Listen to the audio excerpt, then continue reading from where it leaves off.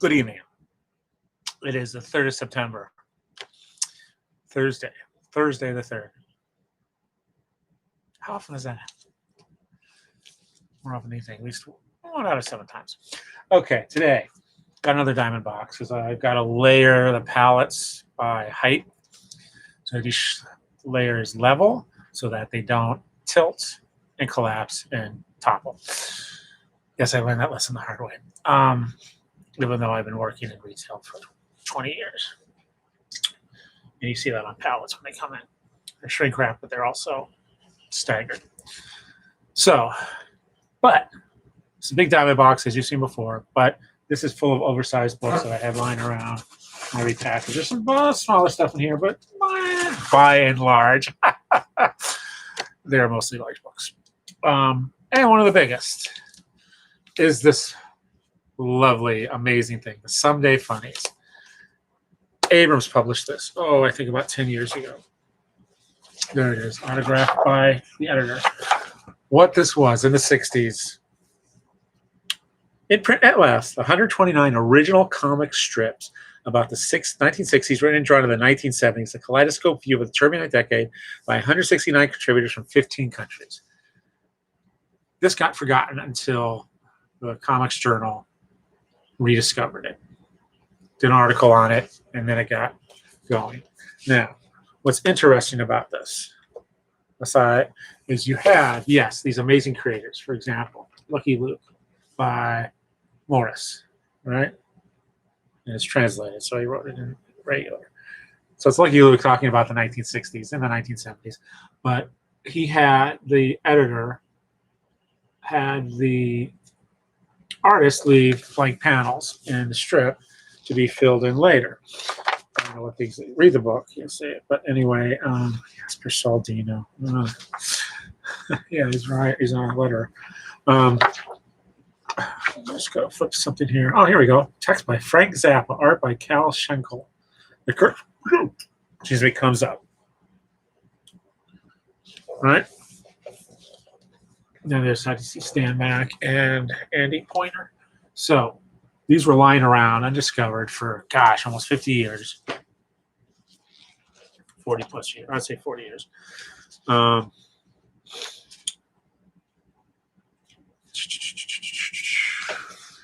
And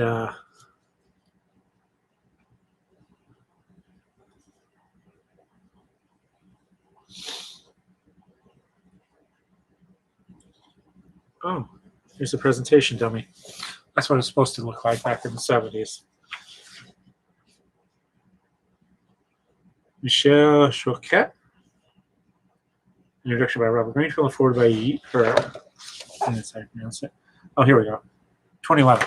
So I was very fortunate working at Barnes & Noble, knowing a lot of people in the comics industry. God, look at that list. And there's the ISBN right there, if you can read that.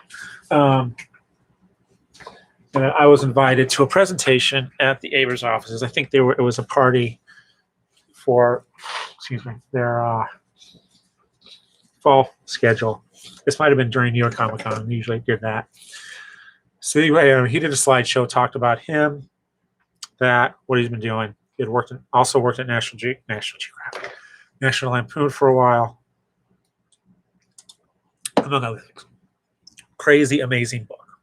Just full of, and these were lost strips. No one knew they existed until some journalist and historian discovered it.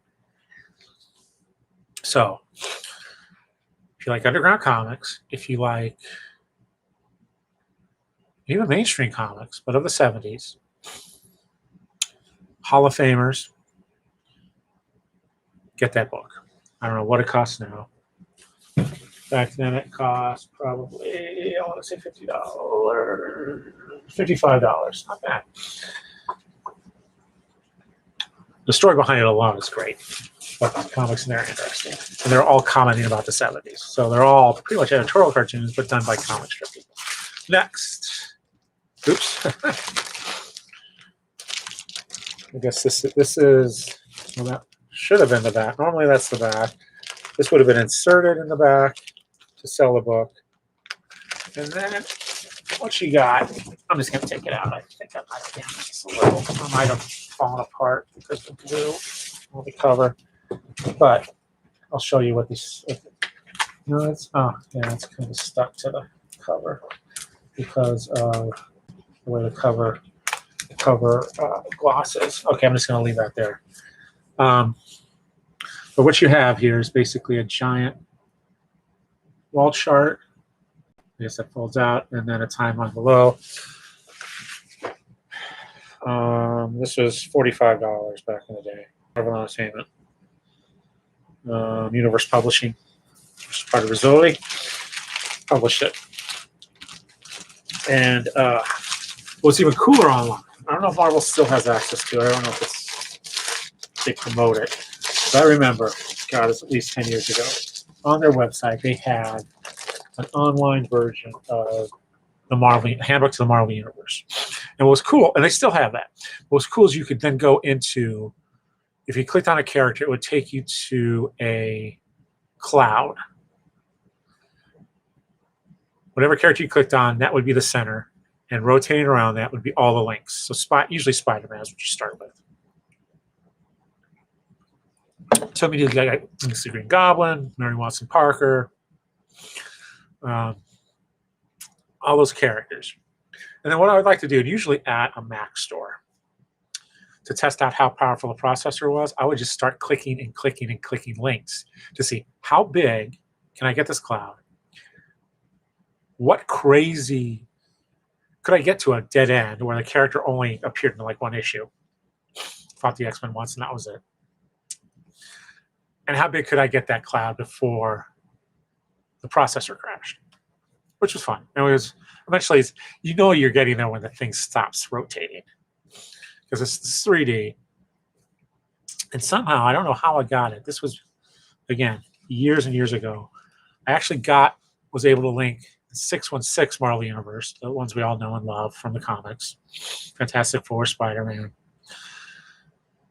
to the Ultimate Marvel Universe, which was Miles Morales and others. Kind of funny how Miles Morales is now the character from that universe when he didn't show up until about 5-6 years later.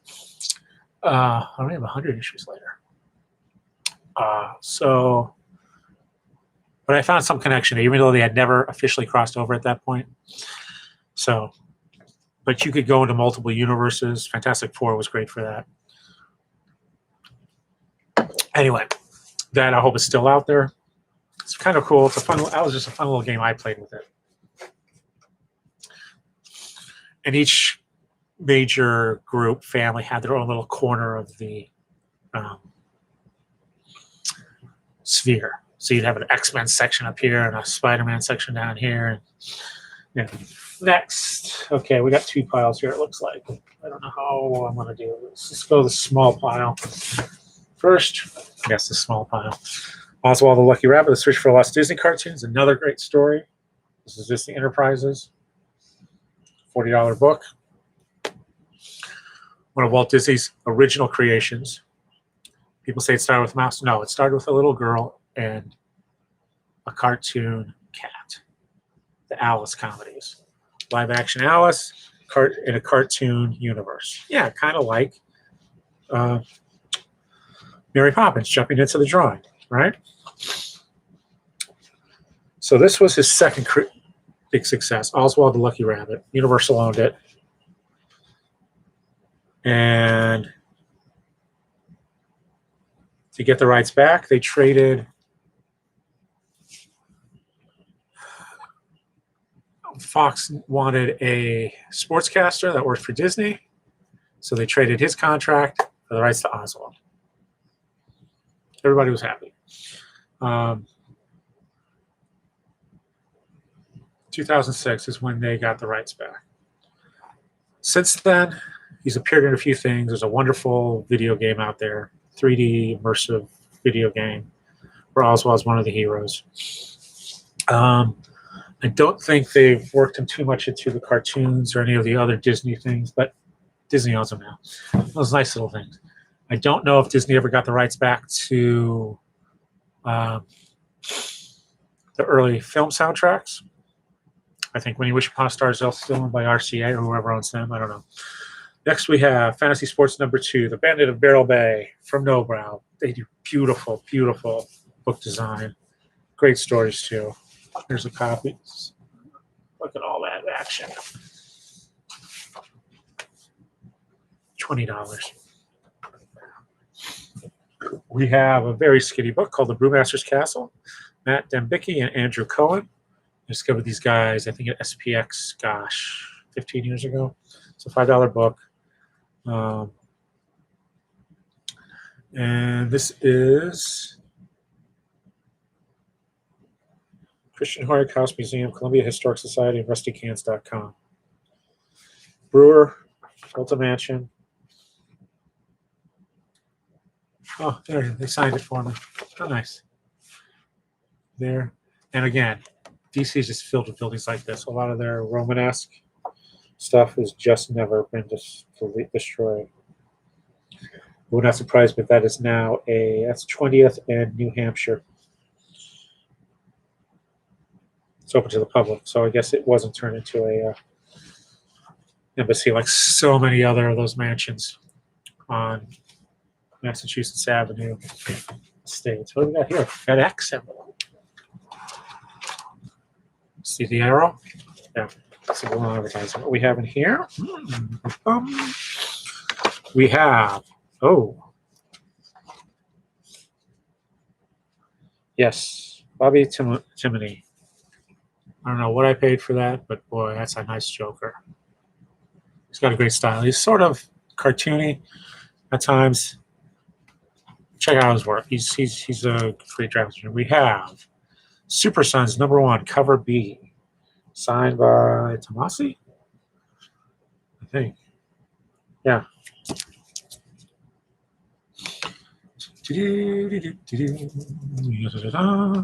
And then we have Super Sons #1. Oh, that's why I bought this. Okay, misspelled my name, but that's okay. Autographed. I like to collect comic strips, but also what I like to do is I like to collect the actual comic that goes with the script. I wish more people did that. But that's just me. So that's another one person I met in New York. How to Read Nancy: The Elements of Comics in 3 Easy Panels by Paul Karasek, Mark Newgarden. This thing took decades to finally get to see print. I've seen him do a talk on this before the book came out, and then when the book came out, he did another talk. But here's the original strip, right? Draw, you varmint. Draw, you varmint. Draw, you varmint. And gosh.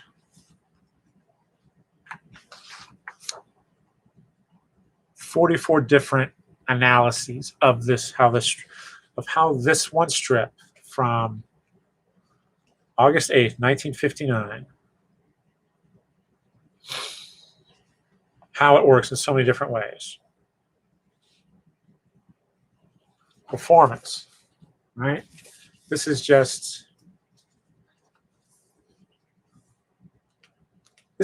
level 300, how to make comics, I think. And there are their signatures. Just a tremendous, amazing book. I mean, Ernie Bushmiller, considering how spare his drawing style is, he does great gags.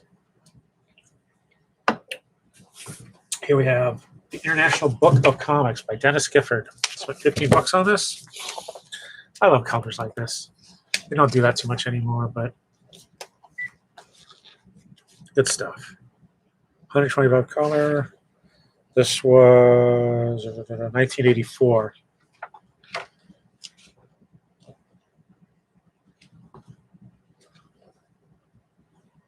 The Western World. Again. The 80s had a lot of these type of books, like the history of comics. Stuff that comics, I guess, had existed for 80 plus years. at that point. So there's enough history. The guys who grew up in the 50s were old enough. They said, hey, I've got this degree. Let me write a book of comics. Be Quiet by Ryan T. Higgins. He does a lot of picture books that are also comics.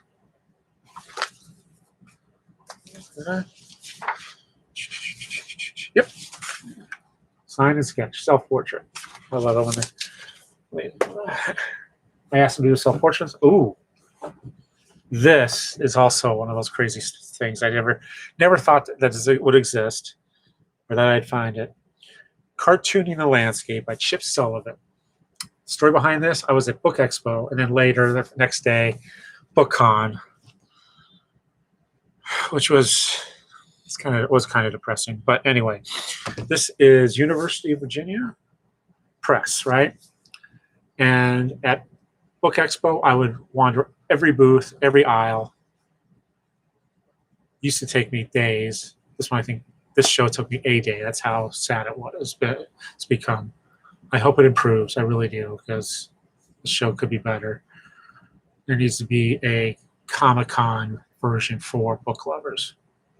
But anyway, University of Virginia, I'm walking through, looking at their stuff.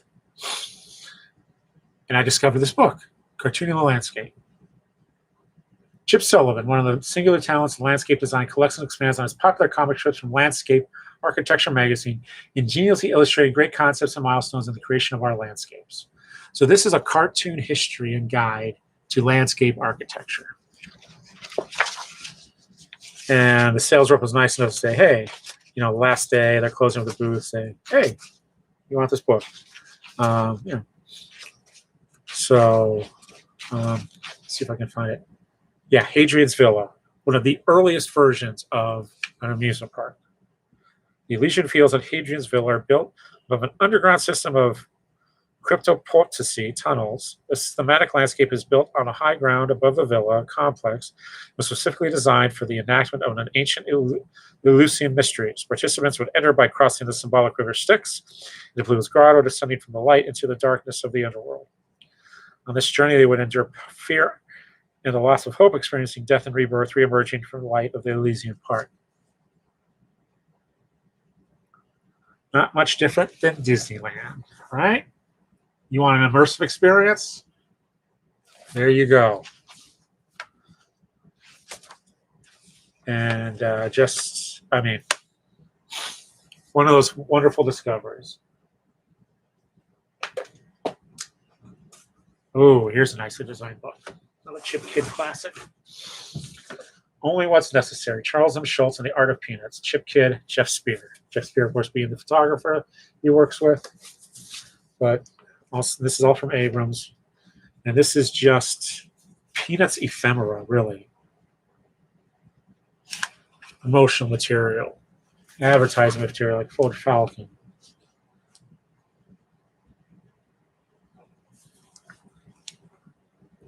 Original art. And originally $40. If you're a Peanuts fan, grab this. Oops, this is going to take over. 1 moment. My friend, his name is not on here, right? Or is it on the back?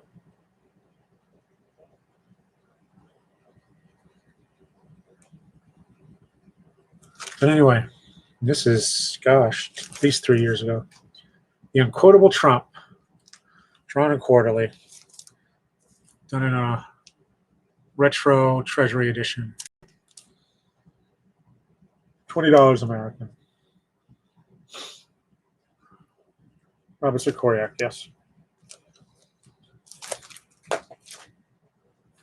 Oh, there's another good one. And this is online, so you can read it all. Mind blower. This is volume 2 of Hip Hop Family Tree by Ed Fisker. You did a sign and sketch for me. I believe I got this at Comic-Con one year, New York Comic-Con 2017. First volume I read of it. Okay, this is going to be 7 volume. Might be finished now. 7-volume history of hip hop. Don't know how far it goes. He is a fan. He is also a great cartoonist. This, I believe, has all been serialized on Boing Boing. Hip Hop Family Tree.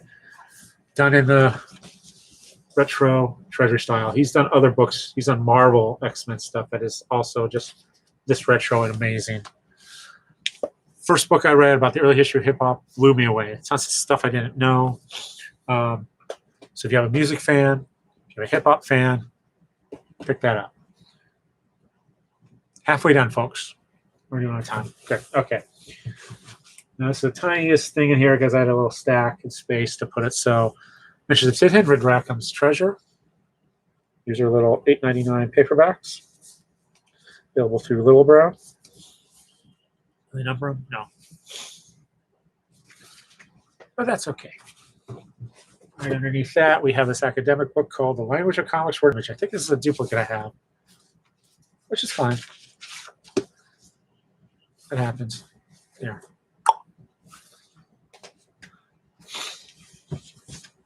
Oops. Then we have, this came out 1998. Wow. Okay. 99. 1999, just started working at Barnes & Noble, Lincoln Center. This book comes out, The Jew of New York, Ben Catcher. I knew who Ben Catcher was because I had been reading his real estate comics. Julius Knippel, real estate photographer comics, which was, again, one of those indie weekly comic strips. Amazing. Even more amazing if you live in New York because you kind of see what his influence is. I've met him. He is a wonderful academic as well. There's a sketch he did for me. This is a fictitious history of early New York, 1880s New York.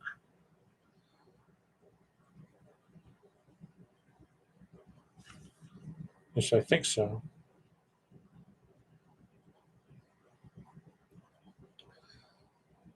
In 1825, Mordecai Noah, a New York politician, amateur playwright, possessed of a utopian vision, summoned all the lost tribes of Israel to an island near Buffalo in the hope of establishing a Jewish state. That might be true. And that's the kernel of this book, of the story of this book.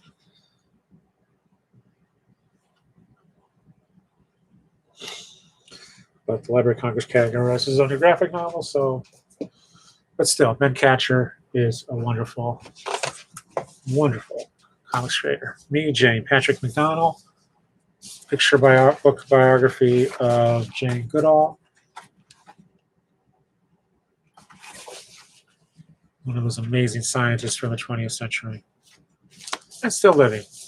But man, that's one thing I love about the 20th century is you have the rise of popular science, celebrity scientists, let's put it that way, who are smart, who are doing groundbreaking work,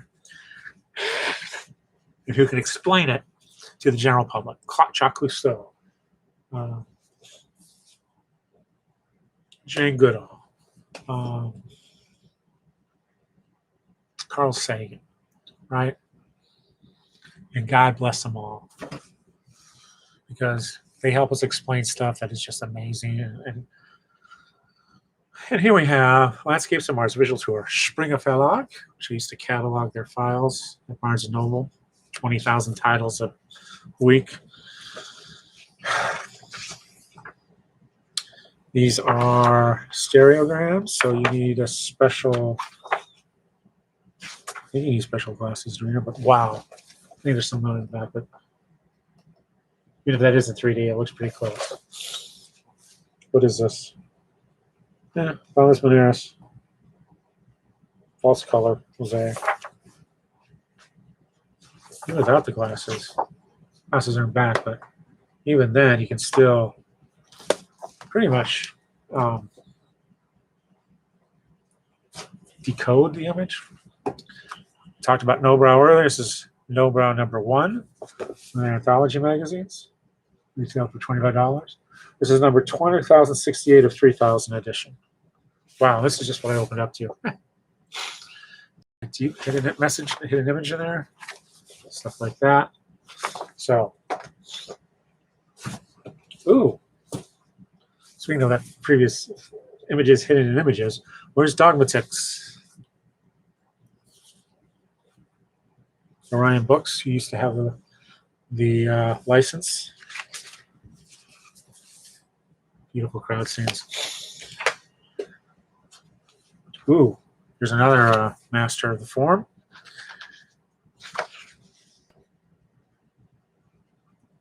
Paul Pope.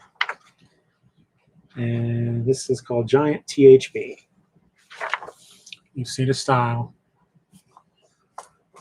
Batman 100. Batman Year 100. Look at that beautiful ink work. Sent some kids' books or middle grade books. Don't think they. Oh, this is going to be good too. That didn't really go anywhere. I believe this is my copy. I guess I never opened it. I think I have the paperback somewhere. But here is the slipcased edition of Comic Book Tattoo, published by Image, based on the songs of Tori Amos. This was 150 smackers, limited edition. There's a paperback edition. I think this might even be a normal, hopefully a normal, whatchamacallit, hardcover edition. A lot of great talent in that. Also oversized, we have the Comics Journal special edition. They did a lot of these square books. Cartoonist on Music, summer 2002, volume 2. This I got as a bargain book for $7 instead of $23. That's James Woodring. Rare Woodring color art.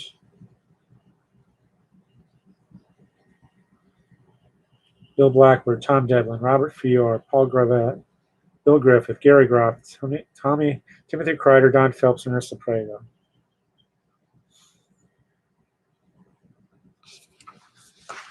And yes, you can just see how big this is.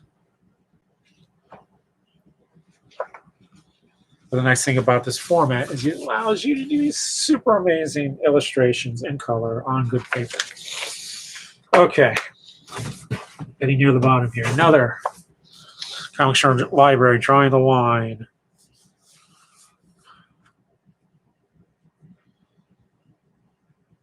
Oh, this is a review copy. How nice. Thank you. There we go. Ralph Steadman talking about line. Jeez.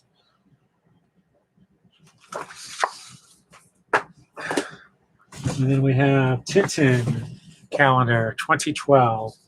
Do not know when that recycles again. This was published by Andrews McNeil.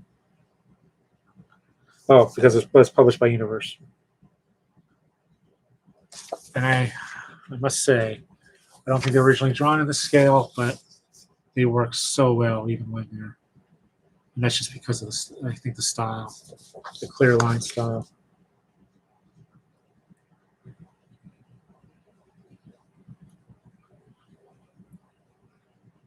Oh, this is advertising. This year, the theme is advertising. What I like to do with those comics calendars, I like to see what the year is now, how it matches previous years, and then I buy those retro antique calendars that match this year's. 2020 is difficult because it's a leap year, but for like 2021, you're going to probably find within the past 60 years of calendars, I think probably 8 different years that all match. So you could find a calendar that's old but still works because you only need 14 calendars. Some more than others, but only 14. And last, we have a how-to cartoon book. Funny pictures, cartoon with Charles M. Schultz. Those pens are still minted bag. This was published by Harper Festival, so a little rough for wear. $18.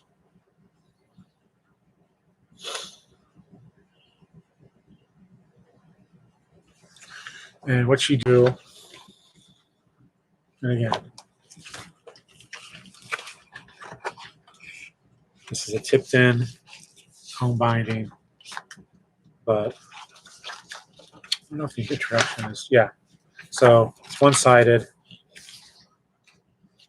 Some of them you have lessons to work on. I guess you can use this too. That might be a nice idea. Happy feet. Draw each of your characters expressing different emotions. First, do a close-up of his or her face. The character's eyes, mouth, and eyebrows are very expressive features. Experiment to see what you come up with. Eyes can be wide open, closed, or looking off to the side. Your mouth can be upturned, downturned, or straight across. Eyebrows can be drawn curved up, curved down, or straight. Then try showing your character expressing the same emotion with their entire body. Happiness, sadness, anger, surprise, puzzlement, fear, boredom. Pick the prompt. It's the last page here. Chapter 4, funny pictures. And what's the last page besides? Oh, a whole bunch of blank pages at the back. Pulling it all together. That's the last page. And there's Tabula Rosa. This came out 1996. So I got this when I was in DC. So that is that. Big books, so it's rather quick. But also a lot of good stuff in there. As always, comment, critique, converse, connect down below in the comments. Subscribe if you like. Thanks for watching. As always, I'll see you soon. Have a great weekend.